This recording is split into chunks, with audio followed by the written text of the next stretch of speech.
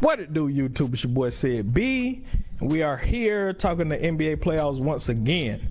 Now, we are done with the second round. We are on to the conference finals now, and we are slowly but surely moving towards the goal of the NBA finals. Now, before we get into my prediction of the conference finals, what I want to do is go over my predictions that I had for the second round of the playoffs.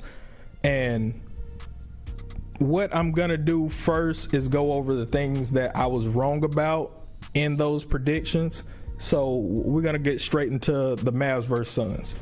So with that being said, I will admit that I was wrong about being wrong about Luka.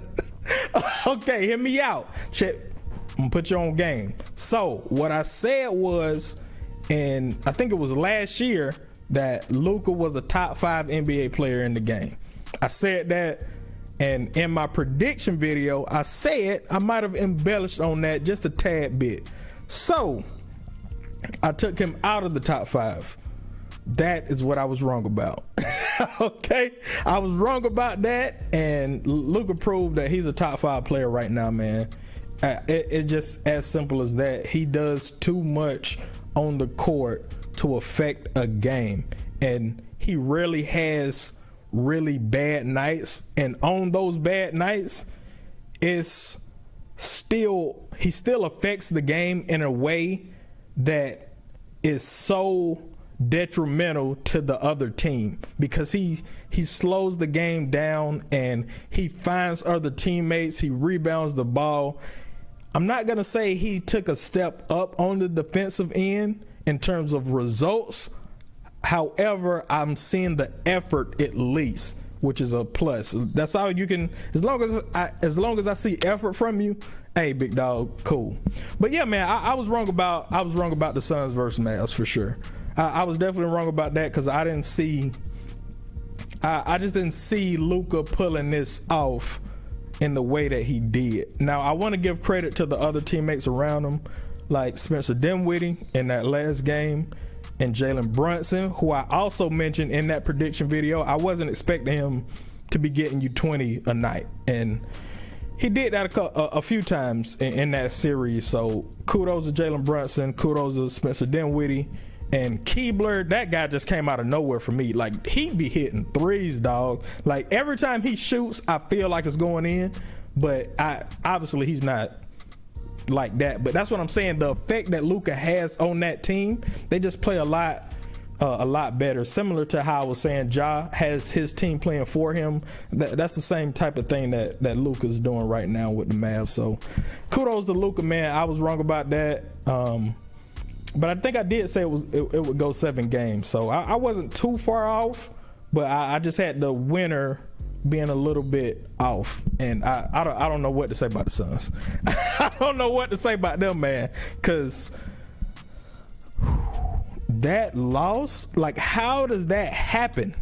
I just don't understand how that happens in the most important game of the year. You all play like that terrible. That just doesn't make sense to me. So, yeah, man, I mean, I didn't see that coming. I didn't see Devin Booker going like 0 for 11. Chris Paul only having, like, what he had, 9 points, and 7 of them came in the fourth while the bench players was in. Come on, man. I just, needless to say, I didn't expect that. So, yeah, man, I was wrong about them. Moving on, though. So the next series I want to get into is the Warriors versus Grizzlies. I would say I was pretty spot on with that prediction, because I did say that it would go 6 games, and I did say the Warriors would win. And Ja Morant did exactly what I thought he would. Unfortunately, he got hurt in the series, and I think it could have been a little more competitive. And not to say it wasn't competitive. I did say it would be competitive. I just thought, it's no telling, man, because the thing about Ja being out is he still has an effect on them, because they want to win for Ja.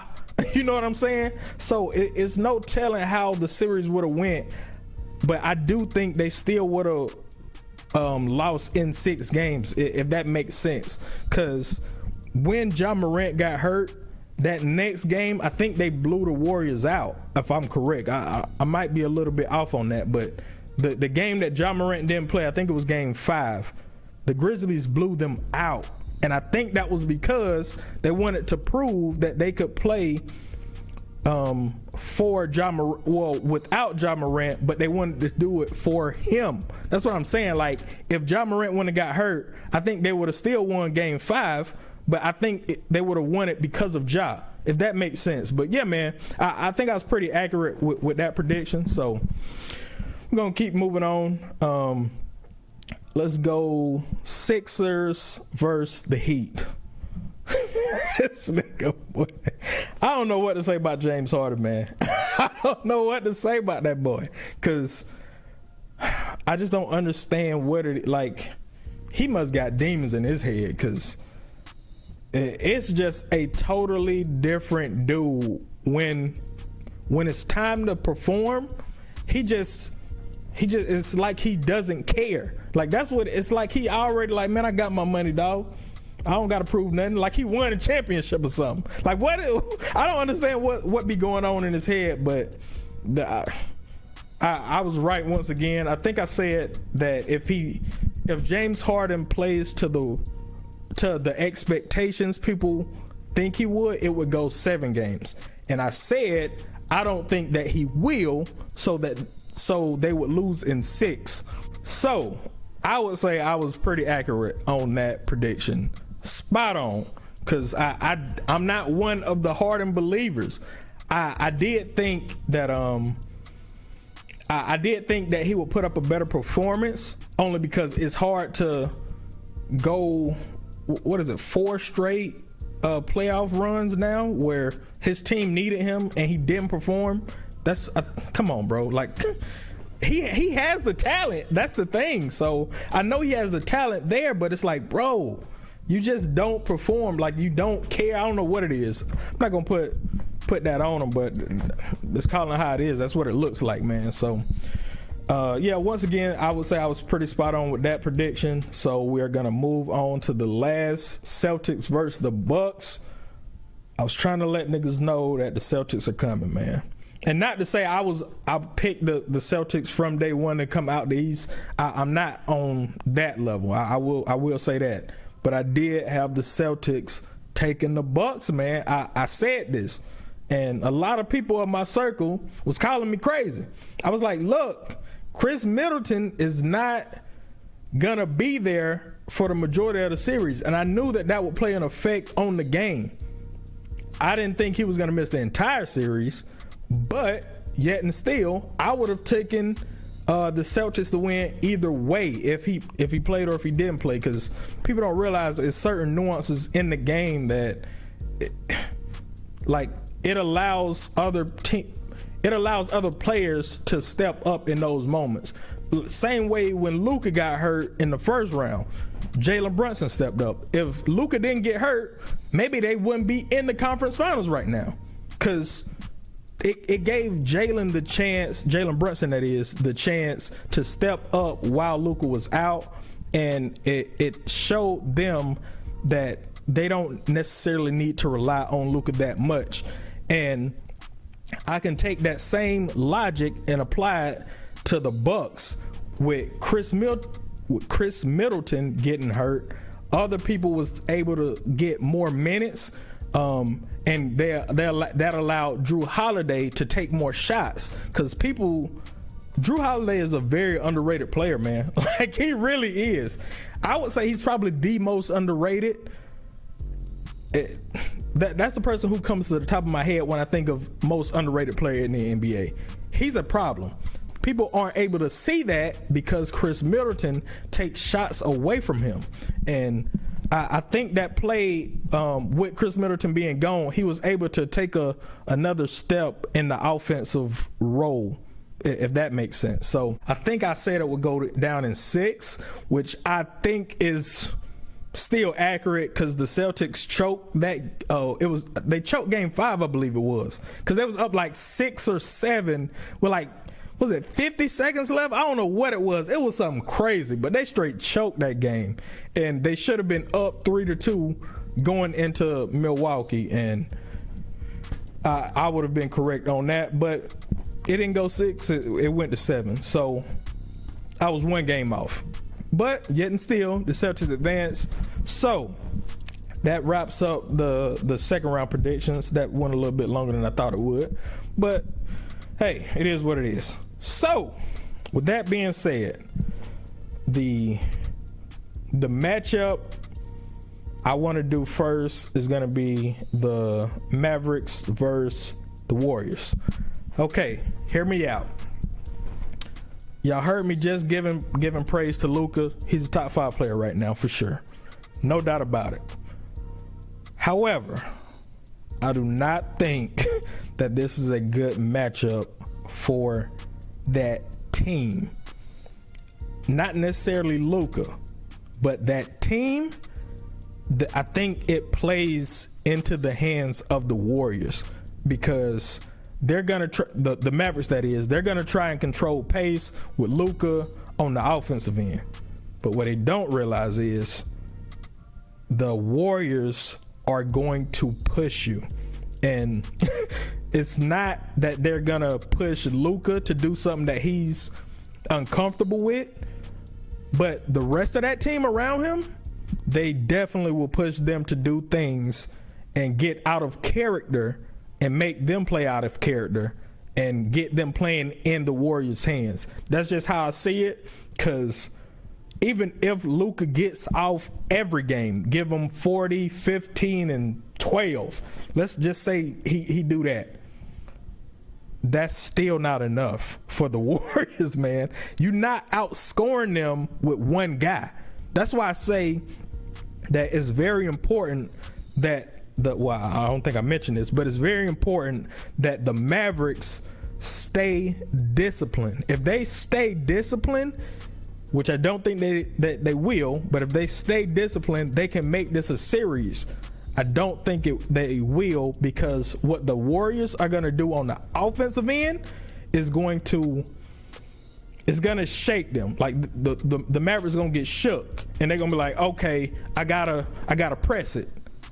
Luka might not be doing that, but the team around him, I definitely think they'll start pressing, because they're going to see that they're down, and probably down 10, 12, and they're going to start pushing the pace, which they can't do against the Warriors. That's playing into their hands. You don't want to play into the Warriors' hands, and that's exactly what I think that they would do. And that's just not something that's gonna go in their favor. So I will say this though,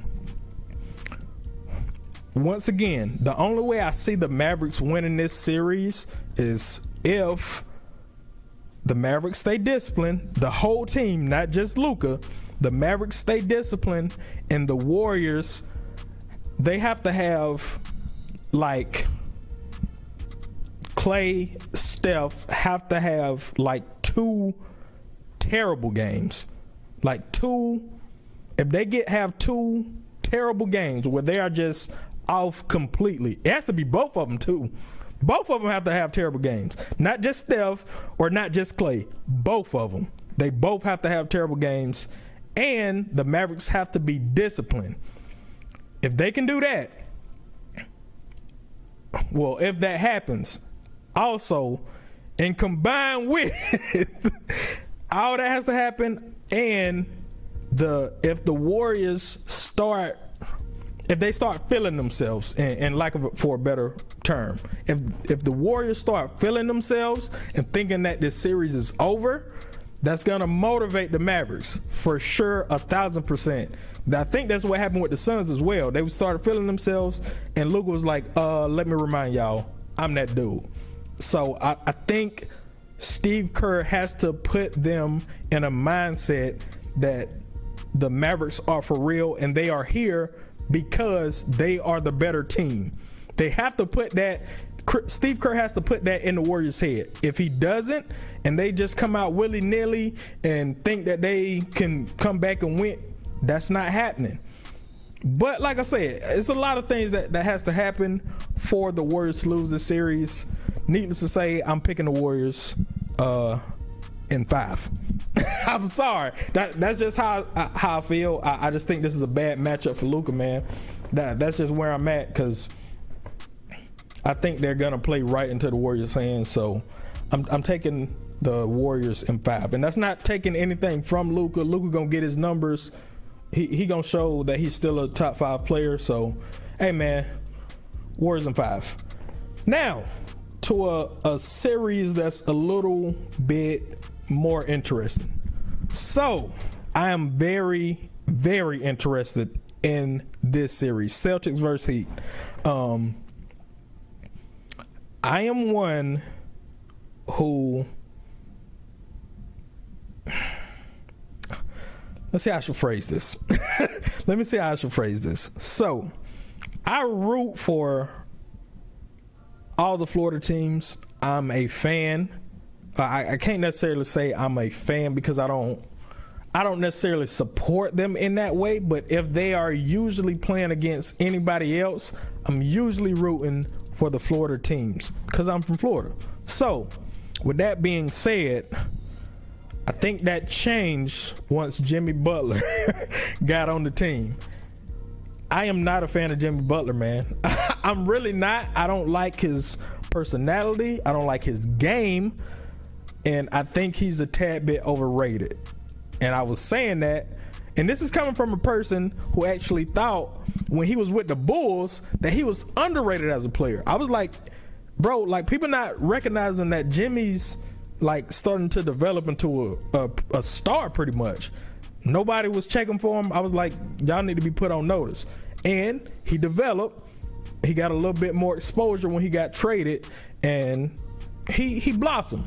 So with that being said, I just don't like that Jimmy Butler is, I don't like his attitude towards his teammates. I should say that, because when he was with the Bulls, we had a pretty good thing going with Derrick Rose, Joakim Noah.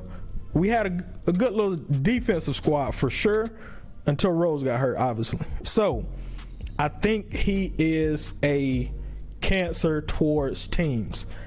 Now with that being said, he somehow motivates those players, his teammates, to play in a way where it's kind of trying to prove to Jimmy that, I don't know if it's that they don't need him. I don't know what it is exactly, but they're trying to prove something to Jimmy.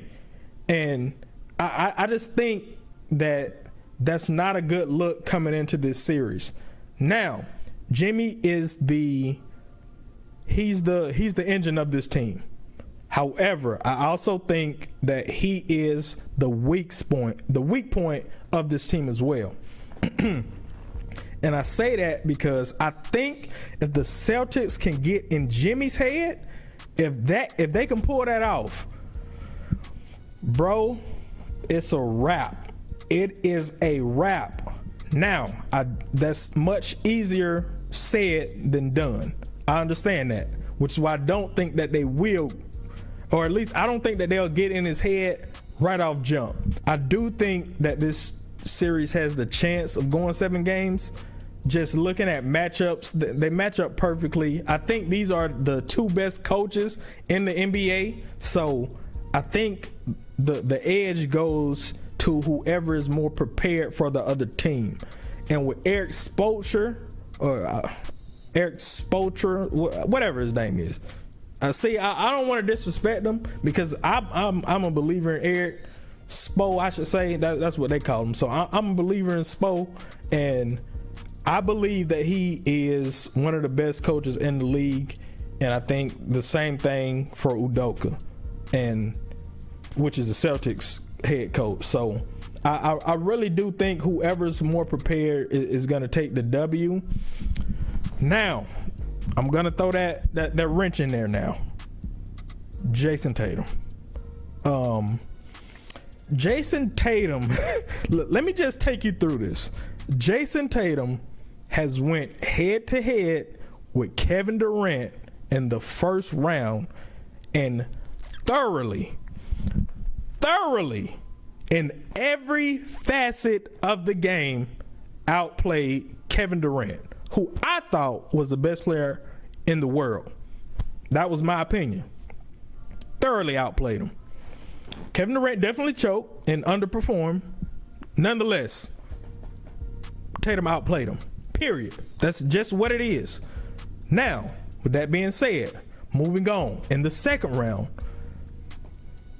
Giannis, who people think is the best player in the world, and maybe I don't put enough respect on Giannis, but I acknowledge that Giannis is a top 5 player right now. I just personally didn't think you can give him that title as the best player because of the reasons that they lost in game 6. Like, you can see that he's just not a closer. I want to be respectful, man, because Giannis did things the right way, and I don't want to really speak bad on him, but Tatum once again went head up with the guy who is recognized widely as the best player in the NBA and outplayed him. I can understand why people would say that why Tatum didn't outplay Giannis, because Giannis put up better stats. However, the way I'm looking at it is in the moments that Tatum team needed him, he showed up and he showed out. In the moments that Giannis team needed him, the most important moments, he didn't always show up. And I think that has to do with his with Middleton being out, him not having all of his teammates. I understand that. But you can kind of say the same thing for the Celtics with them not having Robert Williams. I understand that he's not as important, but still, man, come on. Like, it's the injury bug. It's a part of the game. It is what it is. You're not going to hear me making no excuses for the Nets when Ben Simmons wasn't playing. None of that, so I'm not going to do the same for Giannis. So, I'm just giving Tatum more and more credit, man. Like, as the playoffs go on, he's just earning more credit from me because he took out KD, who I thought was the best player, took out Giannis, who the public think is the best player. And now the only thing left for him to do is to go up against a team who is as well coached as themselves and who are not afraid of anybody. That's one thing I can say about the Heat. They have a lot of confidence in themselves, and they kind of like the bully on the block, but they don't. It's an untraditional bully because they're not the big type guy that you would think of that's a bully, but like a straight pit bull, like not afraid, or a bulldog that's not really afraid of nothing. And they have the talent. They're deep, and they have the talent that can back those statements up. So if he pulls this off, hey man, I don't know why we not talking about Tatum as the best player in the league. I said it. I said it, man.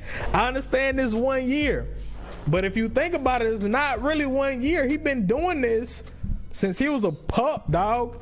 From a early age, he's been lifting his team to heights where it wasn't even fathomable. Like, it wasn't even in their mindset that they could get to a conference finals game 7 without Kyrie. But they did it, and that was mostly because Tatum took another step up. And not to say he's the only guy on that team. Jaylen Brown, he's a big portion of what they do. Al Horford, who was a huge transition in the offseason. They got a good team. Marcus Smart obviously is the defensive player of the year. That's another key point. If he can get in Jimmy's head, which, like I said, is much easier to say than do, but if he can manage to do that somehow, I'm definitely taking the Celtics in the series, man. I think that's what's going to be the deciding factor, as well as who's more prepared, the coaches, that is, who prepares their team the best for this series.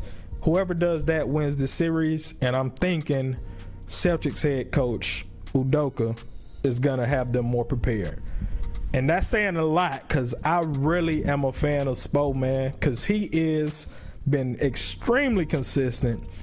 Even after LeBron left, Wade left, Bosh left, still consistent, still always in the runnings, still always mentioned. They just made the finals a couple years ago. Nobody really talks about him, but he is one of the best coaches in the league. Like I said, I think these are the two best coaches in the league right now, man. I don't think that's an understatement. I mean, I don't think I'm overstating that, but I honestly think I can make the argument for that, and I wouldn't be wrong. So, yeah, man, I'm going to take the Celtics, and I'm going to take the Celtics in 6, actually, because I'm just a believer in Tatum right now, and I think everything is lining up for him this season, and it only makes sense, man. It only makes sense. So he's been earning so much credit for me that it would be wrong if I didn't pick the Celtics, because I'm telling you, dog, I just don't see why you can't make that argument if he pulls this series off that he's not the best player in the league. You can make that argument. I'm not one that's saying that Tatum the best. I'm not saying that.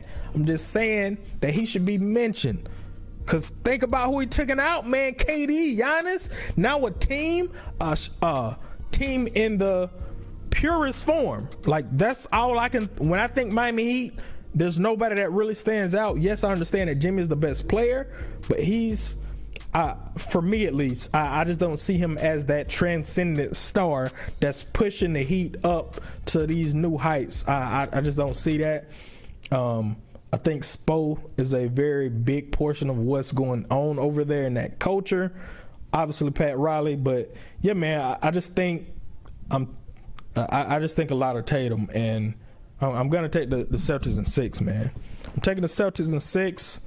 And that's going to wrap it up for this video, man. That's going to wrap it up. So leave a comment, like, share, subscribe, all that good stuff, man. So till next time.